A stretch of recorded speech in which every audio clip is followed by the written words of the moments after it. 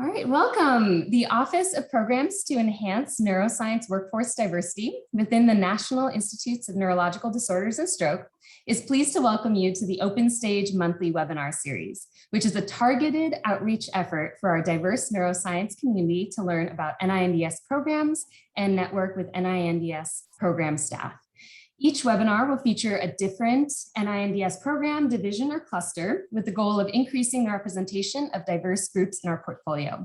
This month, we are excited to have with us NINDS program staff who will speak on opportunities to obtain NINDS funding in fundamental neuroscience research. This webinar will include a panel of NINDS program directors, and the panel will be moderated by our health program specialist, Dr. Crystal Lee.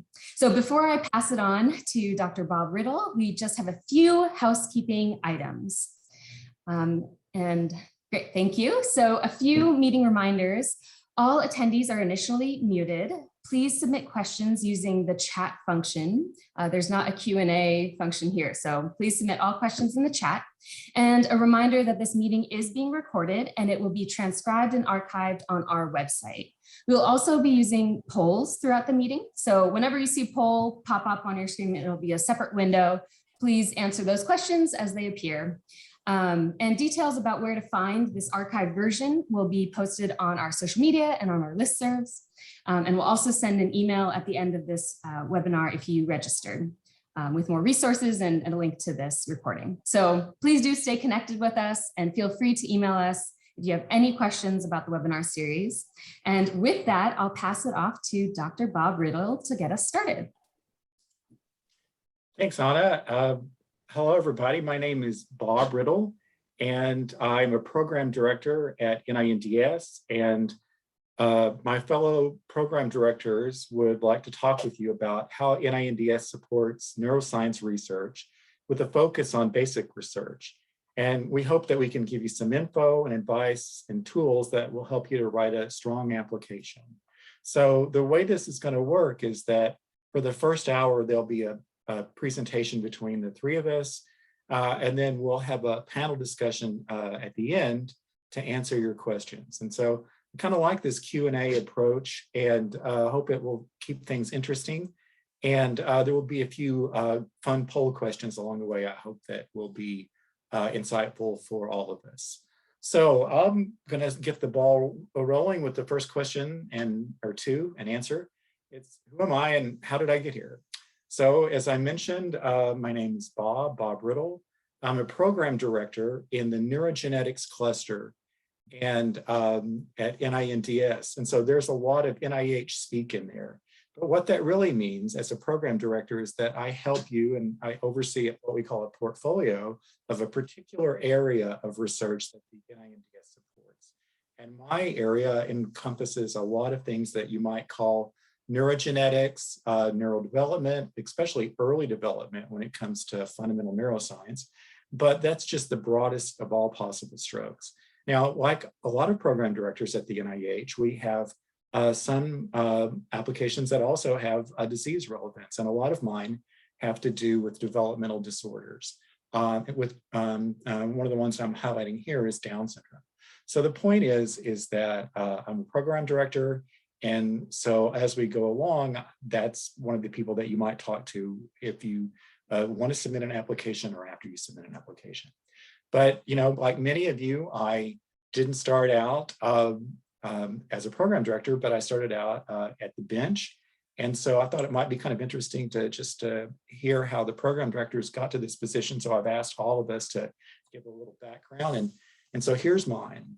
So I have always been interested in biology, and that research experience really started when I was an undergrad. I was at small liberal arts college, and I'm a big fan of liberal arts colleges. And I got a biology degree there, and I was doing kind of an interesting work on paramecia. Then I went on to grad school at Northwestern, and I got a degree in molecular biology, became sort of a gene jockey, where I was looking at the regulation of an erythroid-specific gene involved in heme biosynthesis. You know, that interest in development started there, and then that's continued. So as a postdoc, I I went to Cliff Tabin's lab at Harvard Med, and there I kind of moved over to limb development, embryonic development. And that actually was focused on pattern formation. So there's kind of this, progression.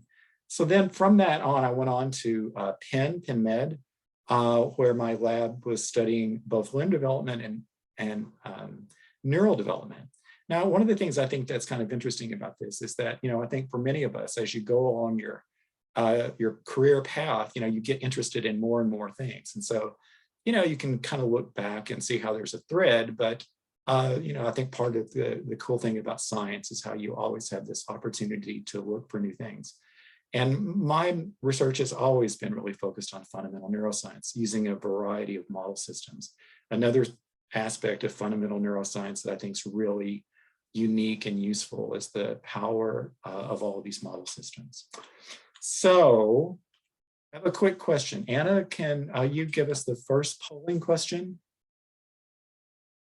Or Jenny? So it's a really, can you all see that?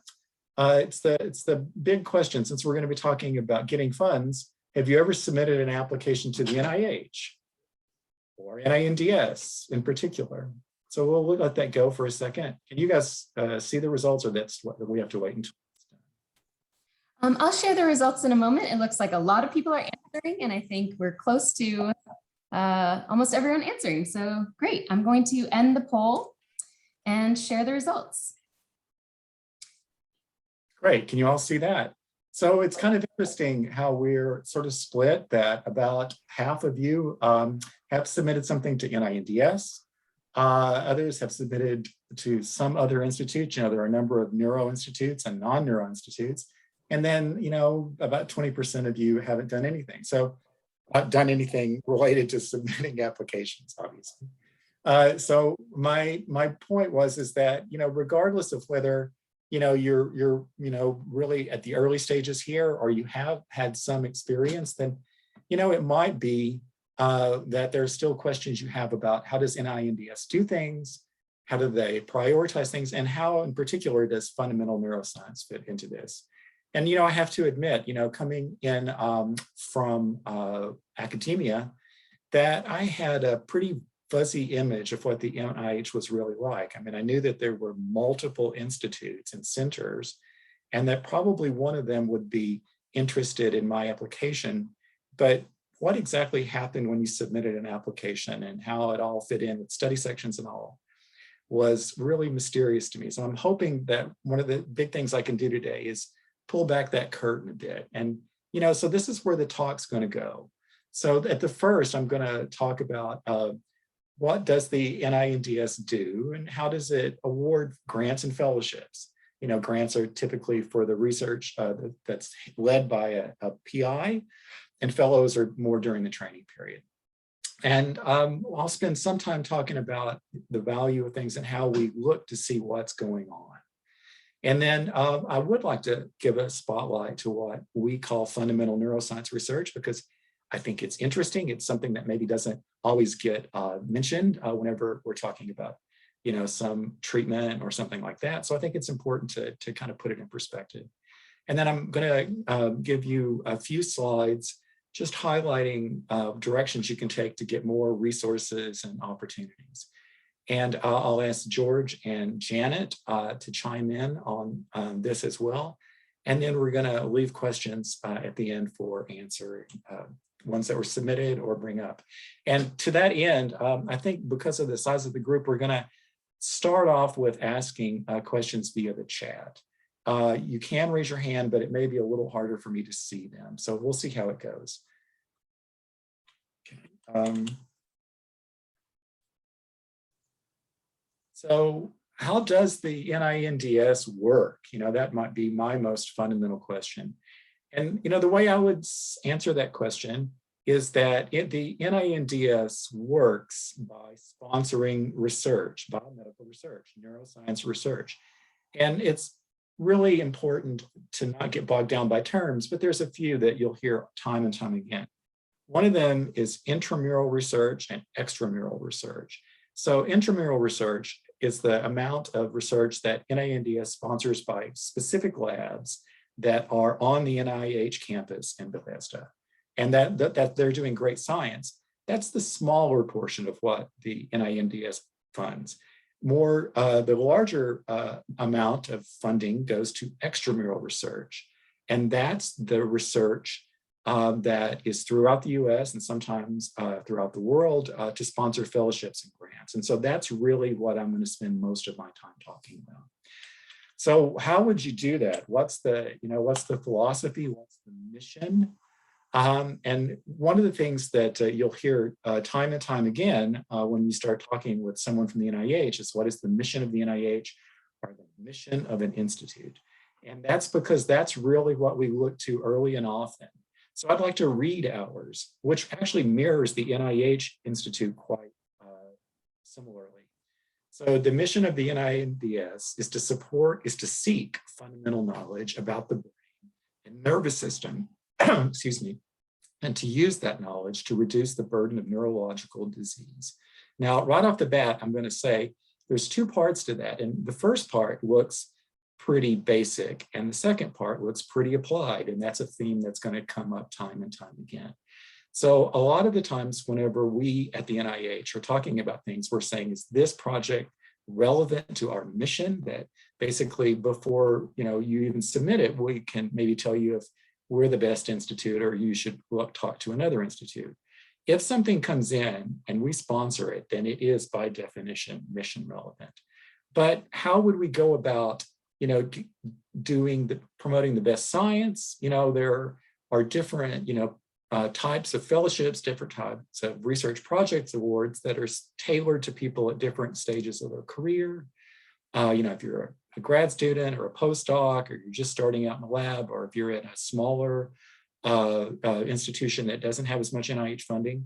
And so we have different programs and mechanisms to get there. But the goal is always, how can we use these mechanisms to get at the mission? And then one of the things that I really do want to bring up in addition to that is that it's not just that we're this black box, but the NINDS really tries hard to stay engaged with the community. And so to that end, we sponsor workshops, we sponsor talks like this, we talk to potential fellows and trainees. And so there's a lot of communication, and you'll see that as we go.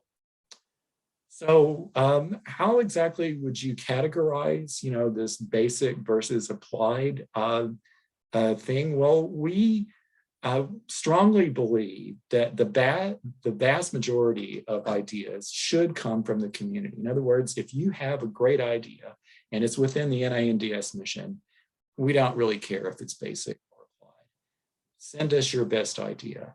But we still feel like it's important to know what kind of research we're funding and what are the trends. We're looking for gaps and opportunities. And so to that end, you might categorize things in two very general ways. You could say that an application either was basic, sort of aimed at understanding the development, structure, and function of the nervous system, or it's applied. You're going to use that to some end to improve human health.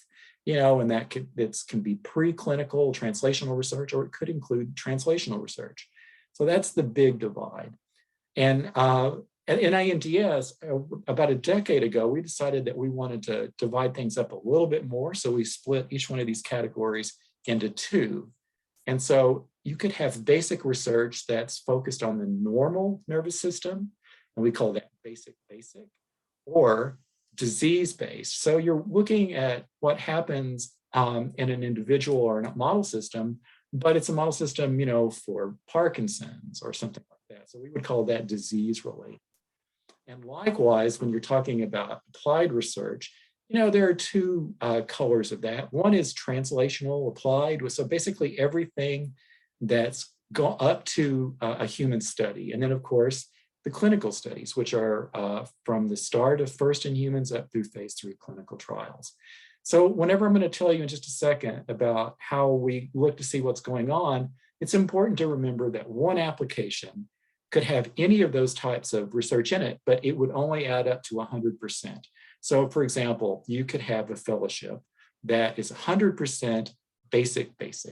And that would be 100, we would code it as 100% if we funded it. Likewise, it could be like half of the AIMs were basic and the other were disease related. And so we would code that 50-50, or indeed you could have any combination in increments of 25.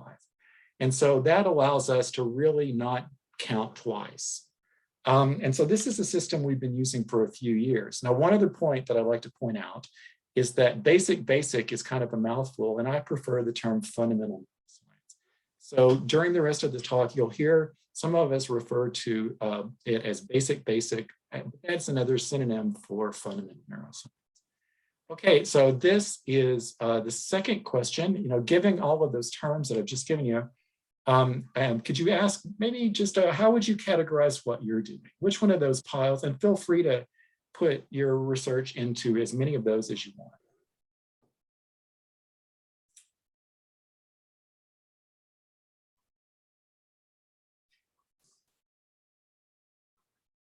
Interesting. I think that's most people, is that right? Hey, Anna, can we share? Yes, I'll end the poll in just, it looks like we got everyone, and I'll end the poll and share the results.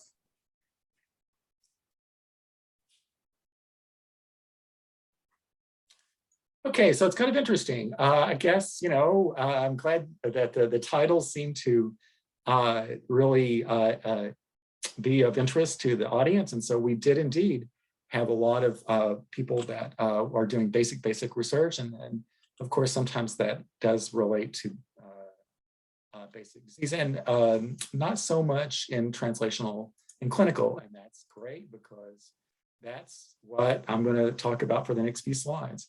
So this is my busiest slide, and I sort of apologize for that, but it really does try to distill a lot of analysis that the NINDS has done and kind of put it in perspective. And so happy to talk with you a lot about this. NINDS has published some papers on this, but this is sort of the take home. My take home is that fundamental neuroscience, basic research, has always been and will always be a critical aspect of the NINDS mission. And so that's shown here with this blue line. Now, what we're looking at here is all of that coding we took about of all of the RPGs. So those are the R01s, the R21s, et cetera, none of the fellows, just for simplicity's sake, although it mirrors this pretty well. So if we added all of those up and hundreds of grants that are awarded every year, what would it look like? And what we see is that fundamental neuroscience is here. So it has been and always will be. Sorry, do you see my cursor if I do that? Just making sure. Right, a part of it. However, the composition, the amount of projects that are either basic or disease-based or fundamental neuroscience has changed with time. So, that's really one of the points I want to bring out, is that about 10 years ago, let's say, we started hearing more and more often from the community, especially from the fundamental neuroscience community, that they didn't really feel like the NIH or NINDS was really valuing fundamental neuroscience. They're like, like none of my colleagues are getting grants on fundamental neuroscience, and all we're hearing about is, opportunities for particular diseases or clinical, and that kind of surprised us, because we certainly weren't trying to do that. The pay line that the NINDS has is agnostic. So from our perspective, we weren't selecting things that were more translational or clinical. And then the next question was, well, maybe the study sections aren't really valuing them as well, and they're scoring poorly. And so I can tell you that that does not appear to be the case, that we have looked at the ratio of funded fundamental neuroscience versus the applications that were submitted, and there's no bias. Indeed, actually, when we look, there was a slight increase, a very slight increase. If you submitted a fundamental neuroscience application, your proposal had a slightly better than average chance than the others of getting a good score. So we knew it wasn't that. So what we kind of came away with was, seemed like a part of it was the perception. And so NINDS started really getting out there and talking more about fundamental neuroscience. Story Landis and Walter Koroshetz, the past and present directors, wrote a paper about this.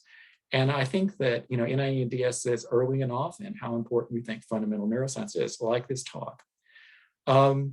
But we also thought, you know what, we should look at this more closely and look for obstacles and opportunities. Are there areas that we could really help, that would help everybody? And on a big level, one of the things that happened was the BRAIN initiative, which started because of funding from the President Obama, back around this time period.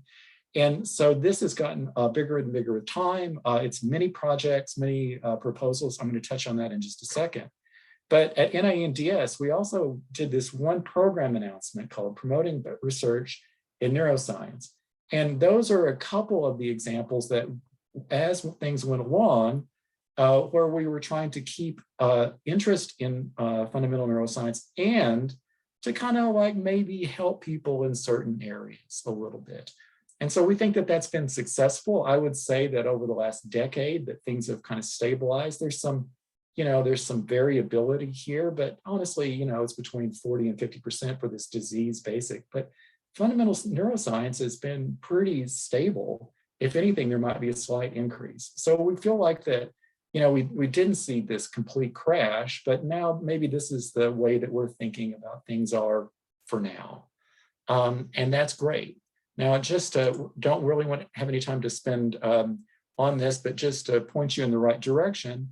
So this, our webpage, this is a webpage on the left to show a little bit about the BRAIN initiative, which many of you may already know about, maybe already being funded by it.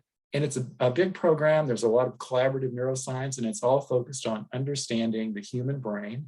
And to get there, there are areas that are focused on cell types and cell mechanisms and activities and tools.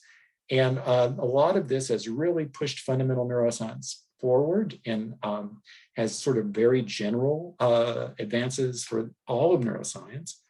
And I think that it's a great program, and it's just, really something that is going to continue to, I think, reap dividends and provide opportunities.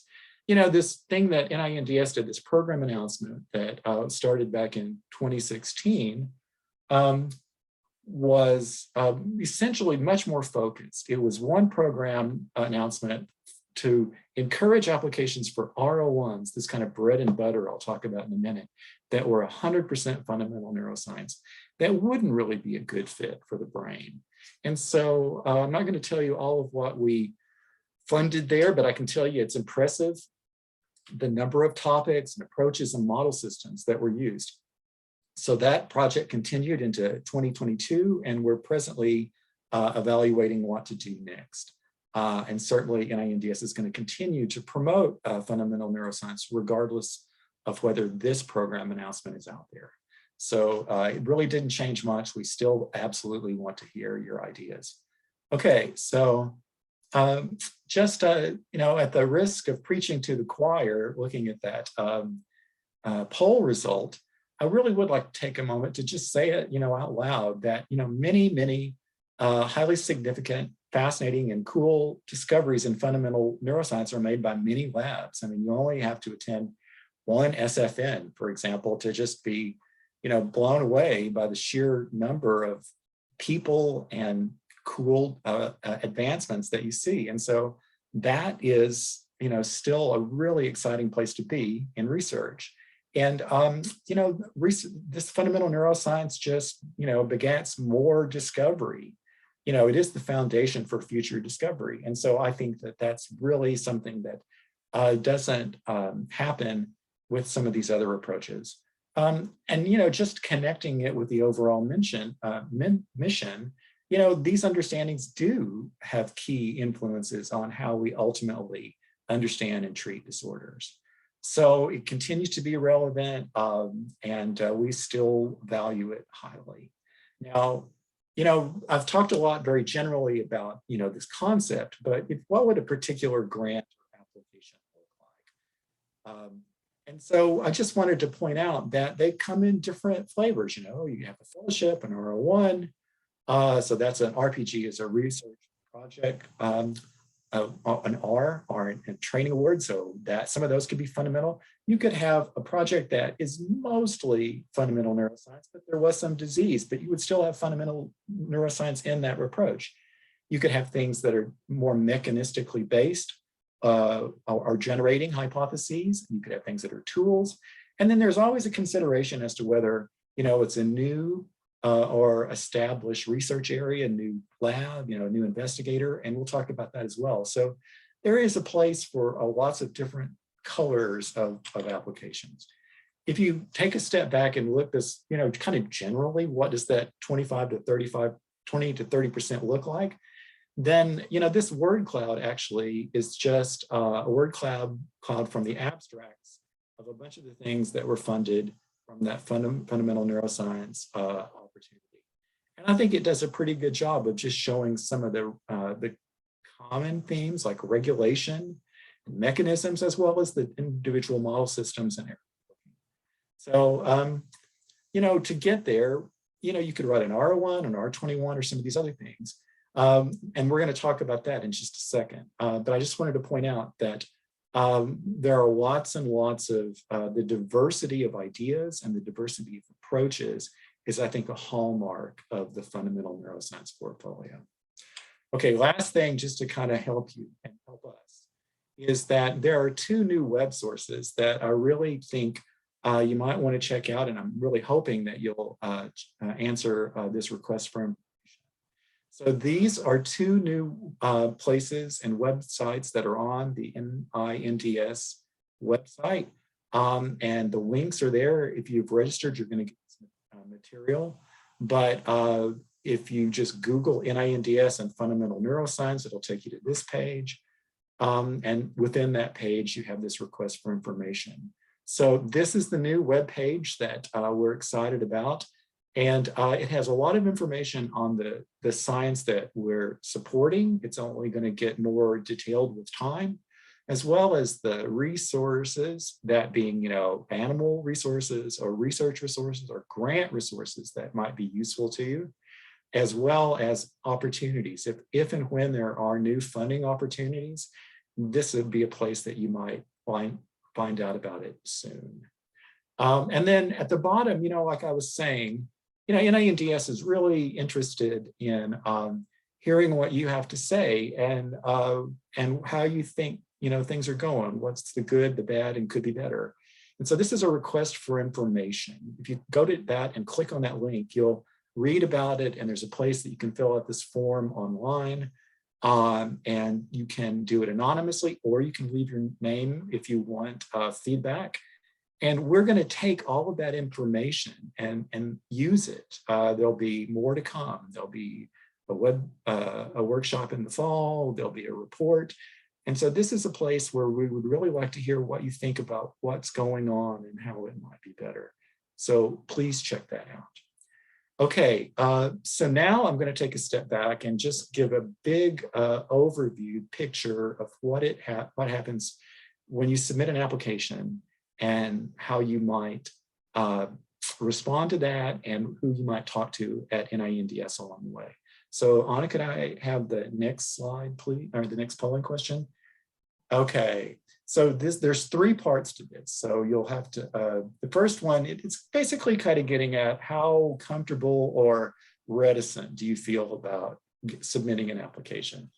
So have you ever avoided submitting an application because you weren't sure how to do it? And have you ever worried that it wouldn't do well in review? And then the last question is, okay, well, would you afraid that maybe even if it did well in review, NINDS wouldn't fund it? So we're just kind of taking a temperature. I'll just remind everyone that the answers are anonymous, so don't that's right. Knowing your answers. Yeah, interesting, very interesting.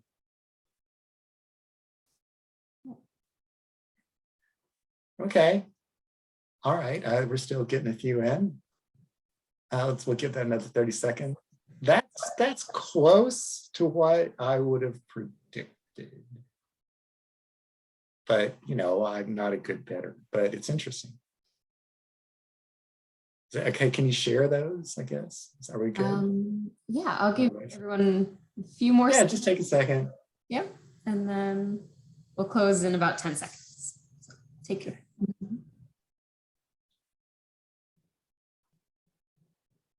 Okay, I'll end the poll now, and I'll show the results. Okay, can I tell you that, you know, I absolutely would have answered yes to all of those questions at some point in my career.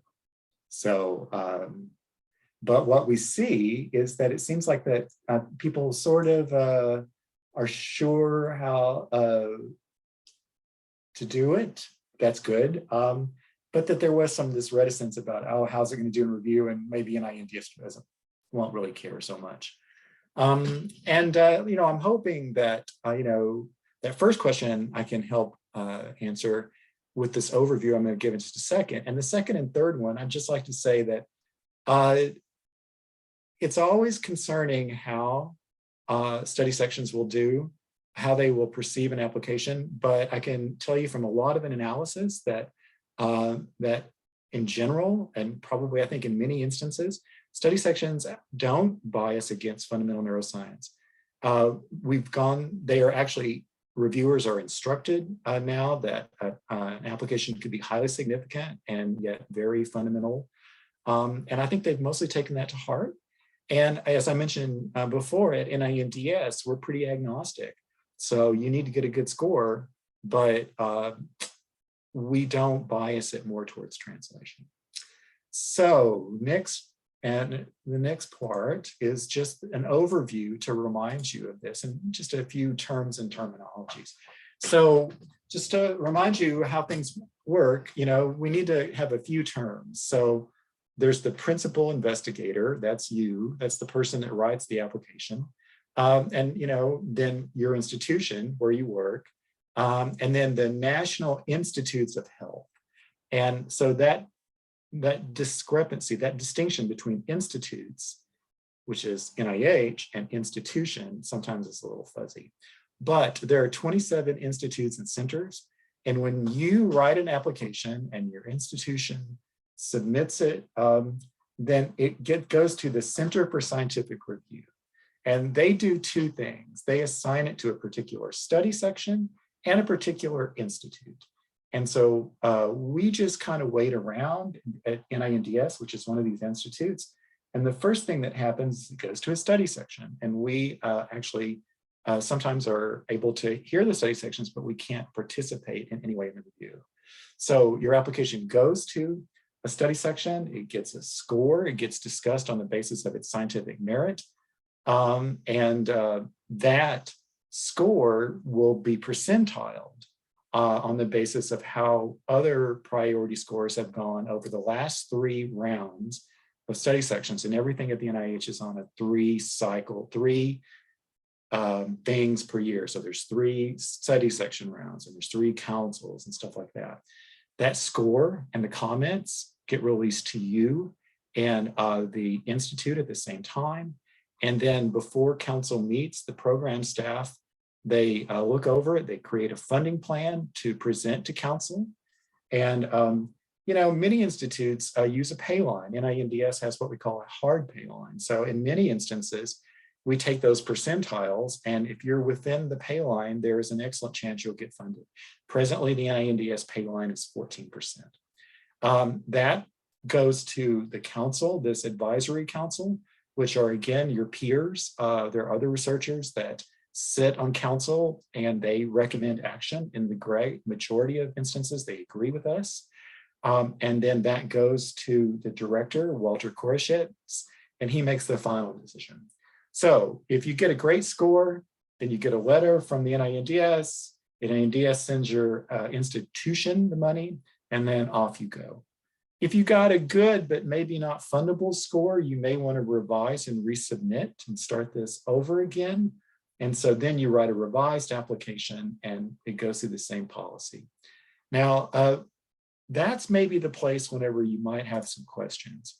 So just to remind you, you're the PI, you have expertise in a particular area. You're going to do the work. A program director is the person that has some expertise, hopefully in your area as well as others. And you can talk to this person before it gets reviewed and after it gets reviewed. And they may be able to help you or just be another person to talk to. They're certainly not going to write the application for you, but they may say things like, yeah, that seems kind of big for an R21, or, well, in other instances, I've seen, this. So they don't have a crystal ball and they don't have any responsibility with the review, but it might be something that's useful because of our perspective. And if you do get an award, they're the person that reads and approves your progress reports. Now, a scientific review officer is the person that runs the study section. So if you have a problem during review or leading up to review, you may get contact from the SRO. If you get funded, if you get a great score, then there's a bit about how do we do that? Were there any questions about like data sharing and things like that? Then you may hear from the program director or the health program specialist who also has expertise, or the grants management specialist who has expertise in accounting and knows all about the regulation of grants and compliances. So after review, you could potentially hear from any or all of these people, and you're always welcome to contact them. And that information is very often in your common site. Okay, so the point is that I'm trying to make here is that there's this kind of big process, and at any point in that process, there's usually someone that you can email. And I think email is the best way to contact people. Okay, so what about types of research?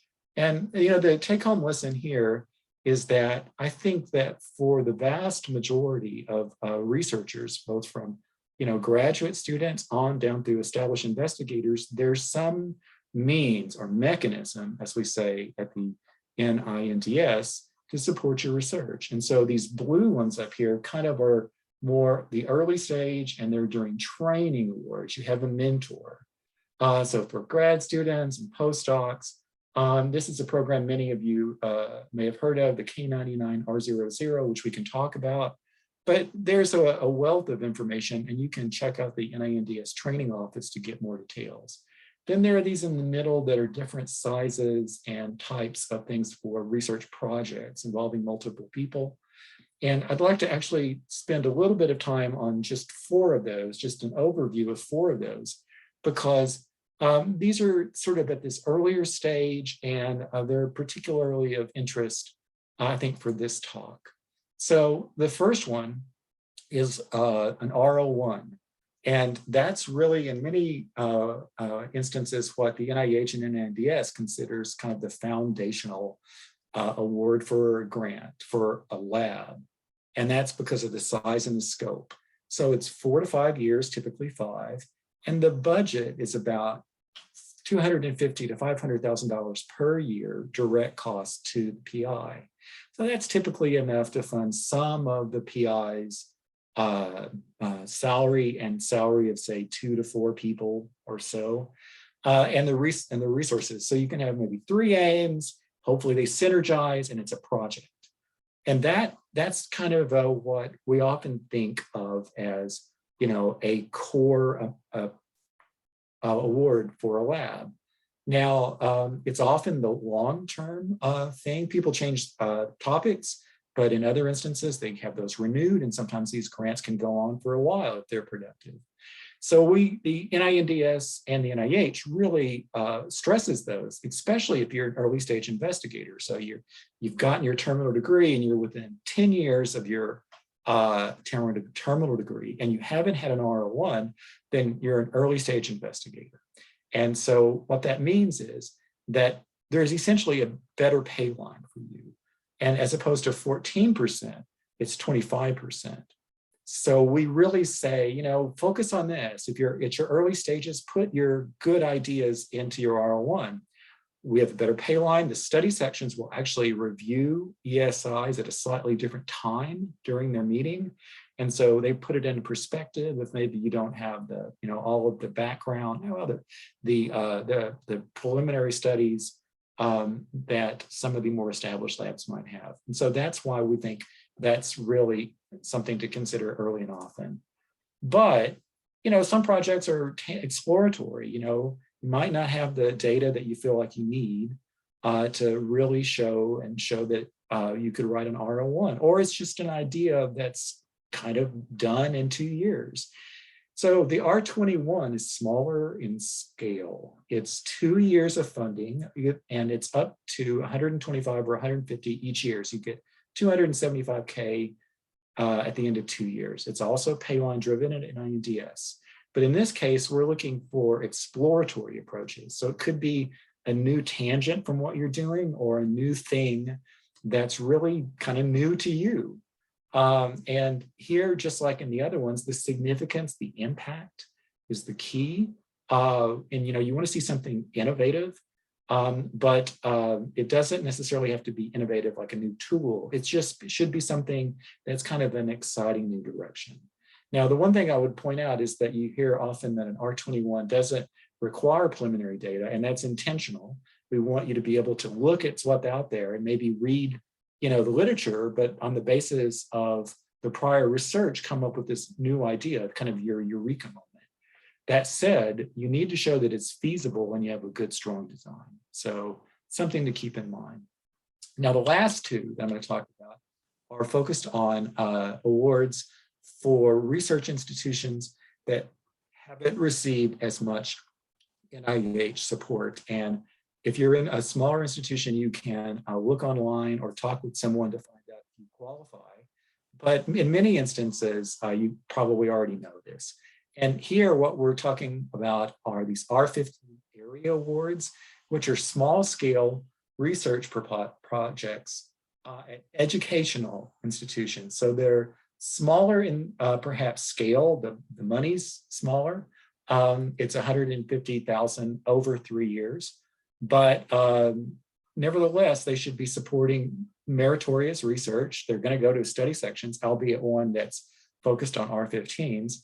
And there's this really big focus on whether the students that are doing the work will get an enriched environment, and that'll help them and the students. So we think that this is a really important piece of the puzzle, and value it highly.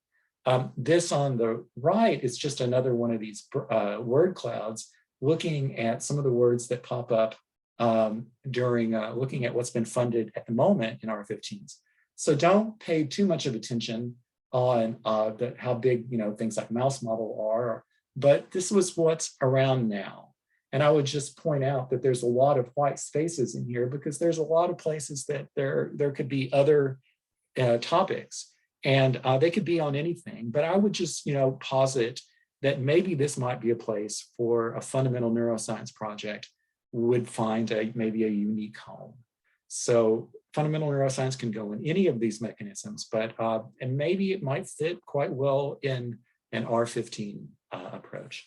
Just one thing that's a little fun is that it's not all about mice. This takes those same applications and actually looks to see what model systems are being used. And yeah, mice and rats are in the zoo, but there is a diversity of animal models. And you got to give a big shout out to the sea slugs and the zebrafinches, excuse me. And so what the point here is that often, it may be that your institution has a really great tractable system to answer a really cool question. And those are encouraged as well. Okay, so the last one is a variation on this. This is the R16 program. It's a new program called the SURE program from NINDS. It's replacing what you may have known as the SCORE program. And again, it's a research capacity program for institutes that have limited NIH funding, similar to an R15, with an emphasis on students from institutions that are focused on underrepresented populations. So, historically Black colleges and universities, for example, and that kind of thing. So it's really trying to target additional diversity in research. There are two flavors to this. One is for people that have never had a funded grant, and then the other one is that don't have one currently. So again, the NINDS is just trying to provide opportunities that we think will really help you in the field. Okay, I'm going to jump over to Janet and George in just a second, but just 3 places that please check out. So web resources can be a really great place to get your creative juices going. And perhaps the grandfather of all this, the big one, is what's going on at NINDS. And so you can check out, and please do check out the website. Here's just a screenshot. And this will lead you to all kinds of places. One of the tricks that I like to do a lot is if there's some topic I'm interested in, like F32, it's like a postdoc fellowship, I'll Google NINDS and F32, and it'll typically lead me right to it. So you can kind of go down the rabbit hole, or you can actually go with the purpose. But this is often where you find the actual official information on a particular program. Now, the NIH has a sort of an updated version of that's competing with Google, and in some ways much more informative. And that's called the NIH Reporter. And so please check that out. That's what's going on at the NIH. And this search engine is amazing. I use it all the time. So you can put anything in there. You can put a PI's name, you can put the institute, you can put a topic, and you'll hit search and you'll just get this wealth of information. So poke around on that. At the bottom of this page, there's this thing called Matchmaker. And it's a place, there's another window, and you can paste anything in here. You can paste 2 words, you can paste an abstract, you can paste all of your specific aims, and you hit hit search. And the point there is that you'll get all kinds of answers to questions like what research is already being funded, by the NIH, what institutes are funding that, who might I call? There's contact info for program directors, and what study section might it go to? So this is just a quick screenshot of that. The point here is that there's a wealth of information. So I just chose 2 words that are kind of near and dear to my heart: music, brain, because we're interested in music and neuroscience. And you'll see this list of things that are funded. And this is all public. You can kind of look all around it. What's being funded, what were the aims, et cetera, et cetera. And you can also look up here to see, if you click on like that bar, you'll say, well, which ones did NINDS fund? Or which ones did NIA fund? Did they fund R01s? What study sections did they go to? So it can be a really helpful way to kind of put what you're doing in perspective, maybe even establish some collaborations. So with that, I'm going to quit talking and pass the baton over to Janet to give you a bit of perspective on what she's been doing and advice that she might give on fundamental neuroscience. So Janet, do you want to take it away? Yes. Okay. So thank you, Bob. Can you all hear me? Okay. Yeah. So hi, everyone. Welcome to the NINDS Open Stage. My name is Janet He, and I'm a program director in the Division of Neuroscience at NINDS. So first, I would like to briefly tell you a bit about my background. Next, as an example of the research NINDS supports, I will give you an overview of our sleep and circadian research landscape, which makes up the majority of my portfolio. I will also incorporate some of the roles that a program director plays, as Bob just mentioned. So first, for my background, I started medical school right after high school in Shanghai, because in China, we have the European style medical training. After medical school, I came to the US and pursued my PhD study in University of Colorado Medical School. My thesis was fundamental neuroscience. It was on the structure-function relationship of the retinal rod cyclic nucleotide gated channel. These channels are expressed in the photoreceptors, and they generate electrical response to light. Later, I did a postdoctoral work at Washington University in St. Louis on synaptic transmission in mammalian central nervous system.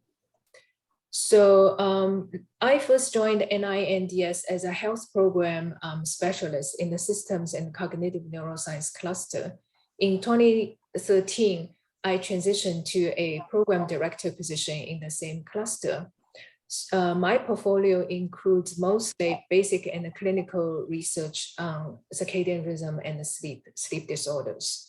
As Bob just showed you, we as program directors help PIs you along the whole grant application process. We work closely with grants management specialists in this whole process. So now I will tell you a bit about the NINDS sleep circadian research portfolio. Next slide, please. Okay, so as we all know, sleep is an important part of our daily routine. We spend about 1/3 of our time every day doing it because it's so essential for our health and well-being. And sleep affects every type of tissue and system in the body, from brain, heart, to lung, to your immune response, your disease resistance, your metabolism. So it is no surprise that most NIH institutes and centers support sleep research. The Sleep and Circadian Research each institute supports depends on the alignment of the focus of the research proposed and the mission of that particular institute and center. As you can imagine, there could be some overlap of sleep research topic funded by NINDS and a few other institutes and centers. For example, if you propose a research on sleep and the brain function, it can come to NINDS, but it can also go to NIMH, National Institute on Mental Health. The decision really depends on the focus of your proposed research. Therefore, I would like to emphasize what Bob just mentioned. When you start to prepare a grant application, please contact us early to find out whether your proposal fits our mission, because not all NIH ICs, institutes and the centers fund every single mechanism of every single grant mechanism. So we really hate to see you spend all the time and in the end, there's no appropriate institute or center to accept your proposal. And sometimes we use the same grant mechanism for different purposes. So what kind of sleep research does NINDS support? At NINDS, in alignment with our mission, we support research regarding the neuroregulation of sleep and circadian rhythm and impact of these on the nervous system in both health and disease. As you can see from the pie chart below, the sleep and circadian research funded by NINDS include all 4 different types of research categories that Bob just mentioned earlier. So each portfolio has a different composition of basic versus applied research. In the case of sleep circadian research that NINDS funds, about half of it is fundamental basic research. But we also found the research focused on basic disease mechanism studies, translational studies, and clinical studies. And most of these are investigator-initiated research, the research that investigators are interested in.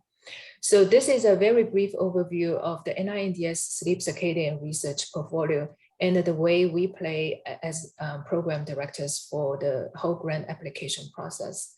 So next, George will tell you more about his journey. Thank you, Jane. Hi, everyone. Thank you all for joining us to discuss fundamental neuroscience. And I think basic science is still the platform that we need to advance research in neuroscience. Without basic science, I think most of advances that we currently see will not be possible. So as Bob said earlier on, I'm one of the program directors at NINDS. I joined NINDS last year, January. So I've been here a year and a couple of months ago. I'm with the Division of Neuroscience and with the channels, synapses, and circuits clusters.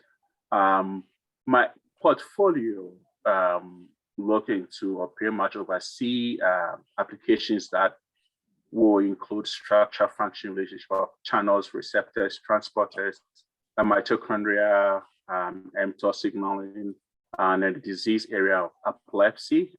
That's pretty much what my portfolio would So if the folks of you guys interested in looking at the structure of proteins, if they're memory proteins, using X-ray, cryo imaging, anything that you have with the basic science, you can talk to me, and I'll be happy to talk to you. So the applications in my portfolio also to have some basic disease associated with it, some translational and clinical studies, animal models, and all different types of models. Also, we're also interested in doing that. So if you have just an X-ray going on, don't think that it's not enough to apply to NINDS. We are interested in doing that. We're interested in your cryo-EM studies, your structural biology studies. Just send us an email or send us a text, and I'll call, and we'll be very happy to discuss your proposal or your applications. Next slide, please. So I'm going to talk to you a little bit about my background, how I came to NIDS, and about how I became a program director. So I was born and raised in Ghana, West Africa, and that's where I did my bachelor degree in biochemistry. My thesis was on isolation and characterization of microbial DNA to identify novel enzymes that are involved in biodegradation. It was an interesting topic that I was able to work with some folks from the US at that time. And from there, I went to England. That's where I did my master's in medical biotechnology, looking into specific proteins that are involved in breast cancer, especially looking into ID proteins. These are proteins with what we call the helix domains that are associated with cell cycling, cell progression, or tumor suppression. And that was what I spent most of my work on. Then from England, I came to the States, to be specific, in Knoxville, Tennessee, University of Tennessee. That's where I did my PhD in structure and protein biochemistry, using the yeast G protein coupled receptor. It's a pheromone receptor, we'll call STE2, STERO2 as a model system to understand GPCR interaction with G protein heteromeric complexes. And some of the work I did over there is to look at how the binding of the pheromone to G protein coupled receptor initiates conformational changes at the extracellular domain that leads to conformational changes within the intracellular domain, mostly looking at the intracellular loop, three of the GPCR with the alpha subunits of the G protein. And it was a very exciting project. And since then, I've always been interested in memory proteins, GPCRs, and other proteins that require or that's involved in signaling. So next, please. From Knoxville, I ended up in Maryland, Baltimore to be specific, at Johns Hopkins School of Medicine. That's where I did my postdoctoral studies, where I continued with my structural biology and protein biochemistry. And I also pretty much did a lot with the neurology department. That's the department that I joined. So I have to do a lot of neurobiology and neuroscience, animal models, and a lot of imaging, looking at cryo-EM, X-ray, diffraction with some of the proteins that I studied. With the disease area, my main focus was on epilepsy. With the protein that I was working on, ATAD1 is not a chaperone, and that seems to be by the time I joined the lab, the chaperone was known to involve in AMPA receptor trafficking. I think that's what got my attention. The fact that it's regulating a memory protein, the AMPA receptor, that was one of the things that I was interested in. But since I joined the lab, I discovered the protein was involved in other areas of like the mitochondria organelles with interaction with lysosome, the mTOR pathway, and other signaling pathway that wasn't known then. And also during my postdoc, I was involved in studies with stroke, Parkinson's disease, and Alzheimer's disease, where I did several studies with alpha-synuclein and other models in these disease areas. Now, being a postdoc for a few years at Hopkins, I got promoted to be a faculty. And as a faculty, I had the opportunity to work with some of the clinicians in the US and across from other part of the world, like in France, Norway, and Netherlands, where I was pretty much involved in collaborating in clinical variant functional studies, looking into proteins that are involved in epilepsy, mostly genes that have been discovered to be associated with early onset of epilepsy. At the same time, I was looking into biochemistry, structural biology, and into all these different pathways that I discovered during my postdoc. And I've been involved in both the basic science, the translation, and then the clinical studies as well. I had the opportunity to, with our animal model system as a faculty, we were able to also do some therapeutic screening for our patients that we have to study their, patients with the mutations that we study. So this has been, to me, switching from being a faculty to a program director has been a little bit different, and I will tell you about that next slide, please. And the fact that as a faculty, one of the things I think we all experience that is the stress when it comes to writing grants. I think most of us have that thing at the back of our mind that if your proposal doesn't have anything with the disease set up, or it's not shared with any disease, then you're not going to get funded. And coming to NIDS and being a program director, I read that's not true. That's just a big lie. And I think that has changed a lot. And I keep talking to friends and colleagues about how that needs to change, especially within the academic setup. One of the things is, the stress about writing grants. I don't think PIs or investigators should take that burden to themselves, to think that they are in that alone. Just think about your program directors, your program officers. Talking to program officers, to me, was very helpful as a faculty. And since I've been a program director, program officer myself for the past 1 year, I'm so thrilled to be able to talk to PIs about their work. And just think about it. When you submit a grant and you're waiting for a score after review, it's very stressful. It's almost like going to a doctor's office and waiting for a diagnostic result for cancer. And either you have it or you don't have it. And if you have it, what stage is it? Is it stage 1, stage 2, stage 3, or stage 4?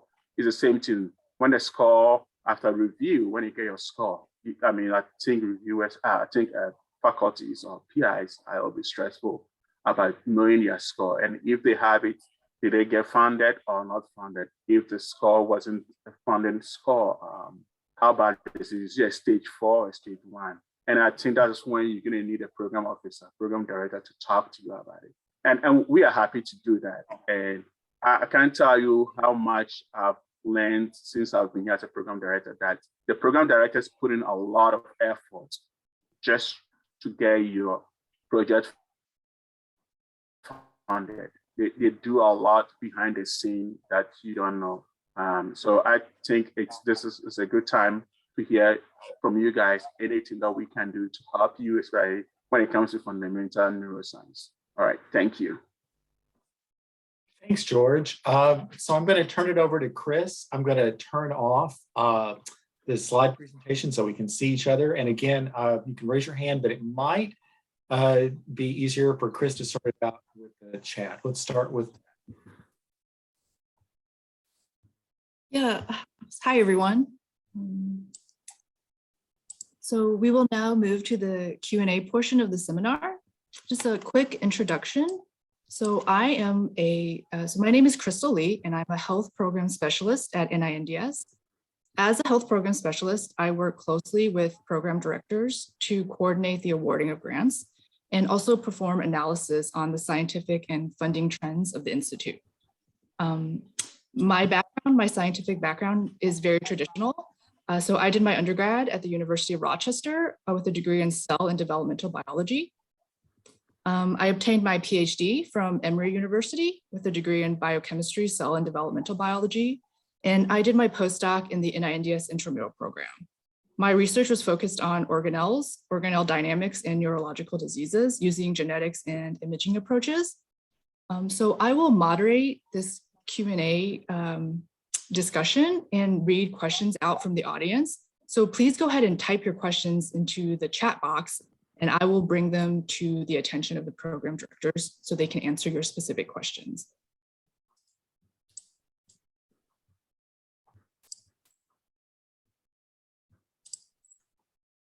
I don't see anything yet. I think we'll give people a couple of minutes to type in their questions, but we have some questions that were submitted from registration. So we'll go ahead and just start with a couple of those. So the first question that I have on my list is that someone had submitted is how to find out if my research or application is within the scope of the NINDS. And I think any of the program directors can speak to that. I can help with that. So as a first step, maybe as Bob suggested, you can use the Matchmaker function. Just paste the specific aims or whatever you have in your mind. It doesn't have to be the final version. Just paste it into a Matchmaker. It will tell you similar research that have been funded by different NIH institutes. And from there, there's also a PD function, a PD tab. So you can click on PD, see which one has the highest hit, and you can send email inquiry to the program director. And if it's appropriate for us, we will let you know. If not, we will refer you to program directors at another institute just to start. I guess that would have been my first response too. In that, I can't say enough about Matchmaker in that whenever I get an abstract or an aims and I'm not quite sure about, someone sends it to me, I'll paste it in Matchmaker. You are looking at the same search engine that the NIH uses. And so it's really, really helpful. That said, maybe the next step after you find, you can always look around on the particular websites, like just as a little bit of info, it's nih.gov. And in front of that, if it's NIND, it's NINDS.gov, or if it's NIMH, it's NIMH.nih. But the bottom line is that you can probably just kind of get a feel for things looking at the websites, but rather quickly, you might, have an abstract or, outline or aims would be best. If you send it to the program director that you think might be a good shot, or program directors, it's perfectly okay to send it to 2 or 3, then you'll get some feedback. So maybe those are your first couple of steps that we often see, and I think might save you some time. Sure. I didn't know if you're... Yes, actually, I was going to say I agree with what Bob and Jane just said, and I think program officers are very helpful with that. And one of the things I want to encourage investigators, when you send out your inquiry about whether your proposal is fit with the mission or what we have scope, I think you have to bear in mind that you have to provide enough information for program officer to help you. Sometimes the title is not enough, so you just have to bear that in mind. That it's always good to have as much detail as possible. One other thing I would like to add about that process, thanks, George, is that when you talk to a program director, it's confidential. We don't share that with anybody. And so you could tell us your early preliminary results. If you write an abstract, the more information is better. But, it's okay if it has typos in it, it's okay. If there's, there's no references, it's just going to be a communication with us. And so maybe that'll make it lower that inactivation energy a little bit, because it doesn't have to be perfect. to get the conversation going.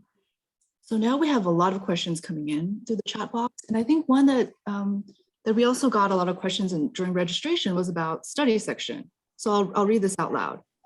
So we have used the assisted referral tool to get suggestions for appropriate study sections, but we were assigned a study section that was not one of the good fits. How does one respond to an assignment that may be a poor fit? So how do you get to the right study section for your application? Okay, I'll start this one because I get this question a lot, and then George and Janet can chime in. I think your first response is going to be you're going to groan, right? You're going to be not happy because they didn't, you went to some trouble to find something, and they didn't assign it to what you requested. And I get that. And I would say that you do have some response that might result in a change. However, in a number of instances, CSR has reasons why they put it in a particular study section, and they won't change it. That's the reality. You are requesting a study section. Now, why might they not do that? They might do that because they know, have a better perspective of where the expertise is on a particular study section. The SROs who talk to each other might decide that this flavor of this research, or this, like I'm just making something up, but say, they were using an informatics approach to understand, exon guidance or something like that. It might go to one NDPR versus NCF, which is one that they sometimes have overlap. And so in general, they certainly thought about what you suggested or requested, but they can unfortunately override it. However, if you still think that this is a really bad idea, it is within your right to email the SRO, and you can CC the program director and say, I was disappointed. I was hoping it could go there. I'm afraid they don't have the expertise. It's really good if you can say why you don't think it's the best fit and you have an alternative, and they'll listen. But in the end, they will decide. George, Janet, what do you think? Yeah, I was going to say, Bob. Yeah, Bob, but I think you said it right. And just to add to what you just said, I get these questions a lot too. After this first review, I have PIs calling or asking why their proposal was sent to a different study session, and they want answers. And we talk more about this, and I try to encourage them to talk to the SROs that they think will be appropriate for that proposal. So if they have a study session that they want to attend, I will try to get the SRO involved in that conversation. And I think for them to know that this is not something that program directors make. We don't make those decisions. I think CRS will be the right place to do that. And then I think, Bob, you said it right. They know what they're looking at for. And sometimes PIs do forget that the fact that you have alpha-synuclein in your proposal doesn't mean that it has to go to Parkinson's disease study session. No, probably you're doing something else with alpha-synuclein that has nothing to do with Parkinson's disease. And that's one of the things you have to think about.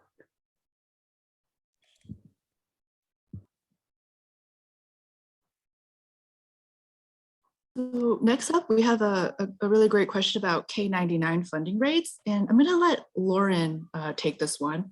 So I'll read the question, and then we'll let Lauren introduce herself, and then she'll answer the question. So the question is, do you know what the funding rate is going to look like for K99s from the NINDS for the coming year?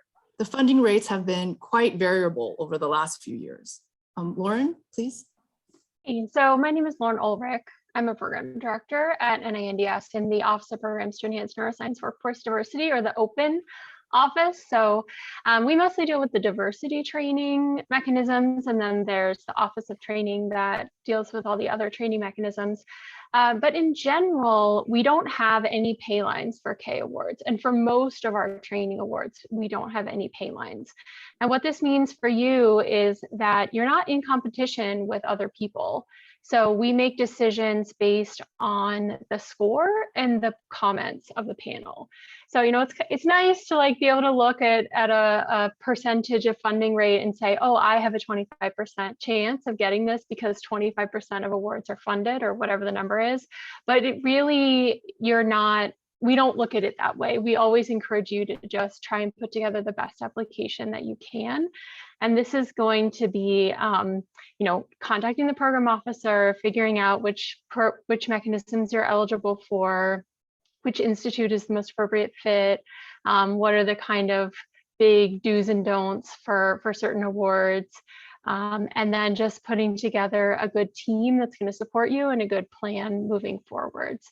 So it depends. And it depends on the quality of the applications we get from round to round.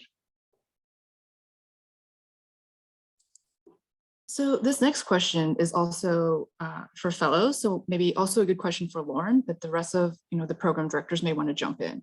So this question says, I noticed on one of the slides that NINDS may provide funding for special programs. We have PhD programs in our Department of Psychological Science, and we're thinking of creating a special training program for students who are interested in neuroscience. Will the NINDS fund this type of program? Do you have any advice regarding programs that support doctoral students in training efforts? Okay, so we do have T32 programs that support graduate training, but they have to fall within our mission. So neurological disorders and stroke. Somebody from psychological sciences may fall within our mission, or it may be a better fit to go to National Institute of Mental Health, for example. But for T32s, the best person to reach out to is Dr. Steve Korn, and I will put his email in the chat.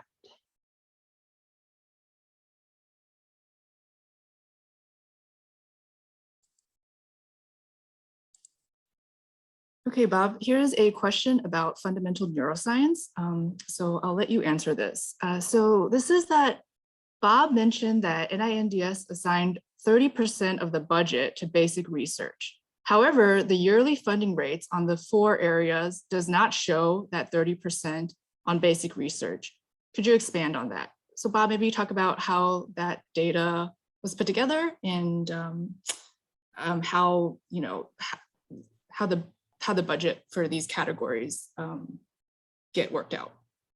Yeah, well, that's a great question. And I think I got the question, but you can help me clarify it. So a couple of clarifications is that we don't assign budgets to anything in that category. We fund all that comes in. So we don't have a cap on fundamental neuroscience. And as I mentioned, it comes in that comes after looking at all of the awards and parsing out, was it 25% or 100% or whatever. So that's just really the trend that's ongoing. So it's not really that we allot anything. And what was the other part of that question? I'm sorry, I can't actually, I'm having a little trouble with the chat at the moment. What was the other part of that? Oh, I think you got that mostly answered. I'll just read it a little bit, read it again. So it says the yearly funding rates on the 4 areas don't show 30% on basic research. Could you expand on that? I think he just means how the percentage of each category, how that was calculated. Right. And, again, maybe we could put, I'm not sure I can pull it up right this second, the paper from a few years ago that Story and Walter did, which talked about all of these analytics. I can tell you there's an analysis working group that meets like every other week to all kinds of interesting analytics. And we have talked about this topic in many different ways. I showed you the number of applications. When you're talking about the budget, that would be dollars. And actually dollars is quite similar, it's surprisingly similar. But the point of that is just to kind of get a lay of the land. But if we thought that we should support a particular area more for some reason, then there would be some funding announcement or something that would be posted online. But the key fact in, I would say, the vast majority of things is that we take all comers, and we are essentially responding to what does well in review. Thanks, Bob. So perhaps this should also go to Lauren. So this question from the audience says, to apply to an NINDS K99, would you suggest applying directly to NINDS or the Mosaic program? Sure. Yeah, it really depends on you. So the parent K99 is, just the sort of standard K99 that's been around for a while. The Mosaic is a relatively new program that is focused on enhancing diversity. It requires a strong commitment to enhancing diversity, both in the past and a commitment to continuing in the future.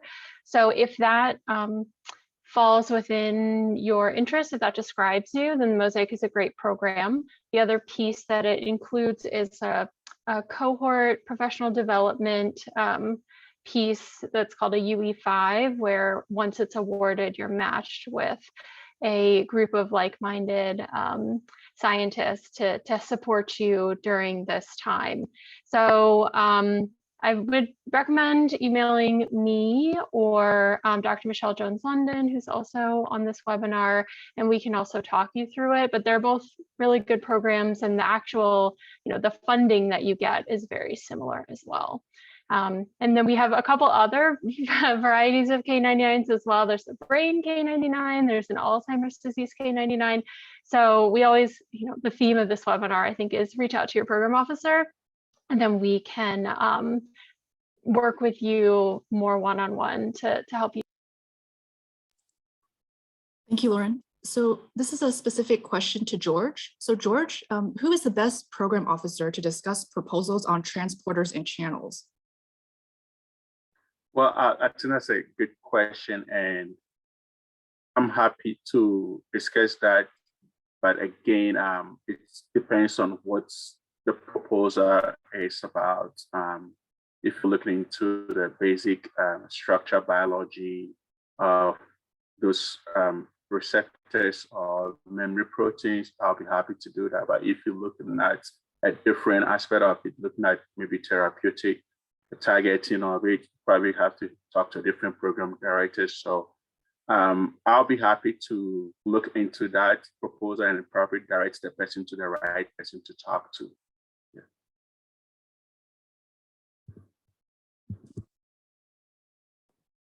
Thanks, George. So you can always email the program directors on this panel, and they can direct you to the correct program director for your type of application, or use the reporter tool that Bob mentioned in the seminar.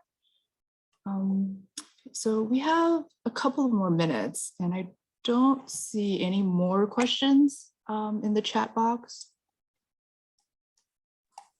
While you're looking, Chris, I would just call attention that I pasted in the chat a link to the paper that goes into a lot of the detail. It's a few years old, but the analytics are still the same as to how exactly NINDS comes about that those numbers that we presented. So we can go back to a question that was submitted from registration, and I think this is for the entire panel. So it's more of a comment.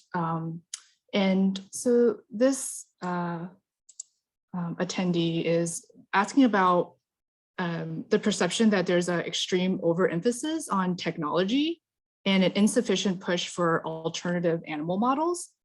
Perhaps the program directors can speak a little bit more on this.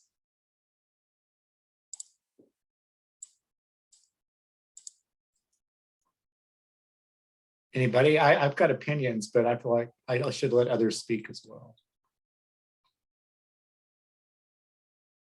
Yeah, Bob, I was going to say something, but I think I was hoping you'd say something before I say it.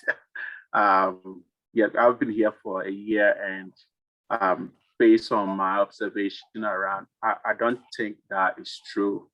I have to say that I think this is my observation for being at NINDS for 1 year.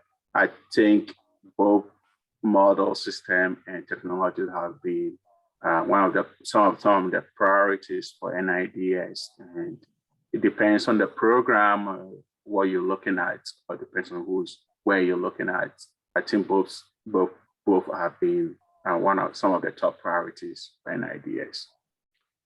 You know, I guess I would agree with George and just point out a couple of things. Is that one is that there may be particular funding announcements for particular ways or places where people want to establish additional model systems. There's even an office at the NIH, which is devoted to this. But in general, there is a place for the development of an animal model system if it'll have use generally, or if it has use for a particular application, sort of in the research that's proposed by a PI. Now that sounds kind of wishy-washy, but you can always propose that. Now I would also say that, you know, CRISPR has kind of obviously changed everything. You know, some people argue that everything's a model system now, but it's got to be a good model system, and it's got to be a good model system that, you know, has all the things that we like about the other model systems. You know, it's reproducible, it's got advantages, it's tractable. And so there is a place for a good model system to be developed, but it has to be developed. And so we do see some of that. One of the things that I think that was really cool about the program announcement that we did was we funded a bunch of different model systems, and one of my faves was C-squareds. You know, we did basically a connectome of C-squareds. And so it may not be that they've gained traction, but that they are indeed potentially a great system. And the last thing I'll say is just a plug for NINDS is that NINDS is actually one of the institutes that uses more of the model systems than virtually any other institute. I'm not bragging or saying that it's the absolute, but we're one of the highest supporters of research using zebrafish and Drosophila. You can just kind of go down the list. And so we're big fans, but I think it's hard to get traction. I think that may be what's a limitation. Okay, thanks, Bob. Thanks everyone on the panel. Since we're coming up on the hour, I will give this back to Anna to make the closing remarks. Wonderful. Thank you all so much. Thank you to the NINDS program staff for a great session. Thank you for your questions. We will send all registered attendees an email once the recording of this meeting is up. We'll also send resources that we've shared today. So please join us for the next Open Stage webinar in April. It's on innovation grants to nurture initial translational efforts, the IGNITE program. And thank you so much, and we will see you next time.